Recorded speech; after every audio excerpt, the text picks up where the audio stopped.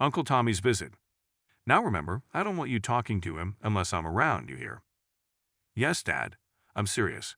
Now tuck in your shirt, he's here. The front door swung open, and there stood Uncle Tommy, drenched in sweat from a day's work in the summer heat. It's a scorcher out there, ain't it? He said, putting his bag on the floor and untying his boots. I appreciate you letting me crash for the night.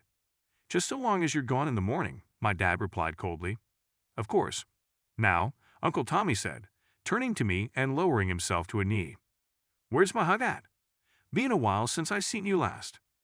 I took a couple steps toward him and leaned in for a hug.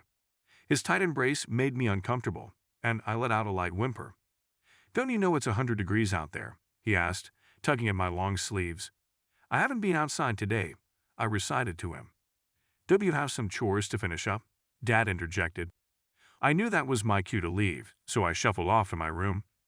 Later that night, I lay in bed, tossing and turning, unable to be comfortable, when I heard the thud of footsteps in the hallway outside my bedroom. After several long seconds of silence, the door opened quietly, the dark silhouette of a man entered the room, and the door closed again. For several more seconds, there was nothing but unrelenting silence. I might have thought I had dreamt it all if it weren't for the sound of a hushed breath being carefully released. I could feel him getting nearer. The warmth of another person in the room was unfamiliar at this hour. I was not prepared for this. I prayed he would go away, to even come back in the morning if he must. He reached down and touched me. He rolled me onto my stomach and lifted up my shirt. From the corner of my eye I could see two things, the faint beam of a pocket flashlight and Uncle Tommy's eyes studying my bare skin. His rough fingers ran up and down my back. Suddenly he got up and walked to the bedroom door and left. I tried again to fall asleep, eventually succeeding. He was gone by the time I awoke. Around noon the phone rang while my father was out. Hello, I answered. Hey buddy. Uncle Tommy? Yeah. Your dad around? No, sir. Went to the store. Good, he said, his voice a bit shaky.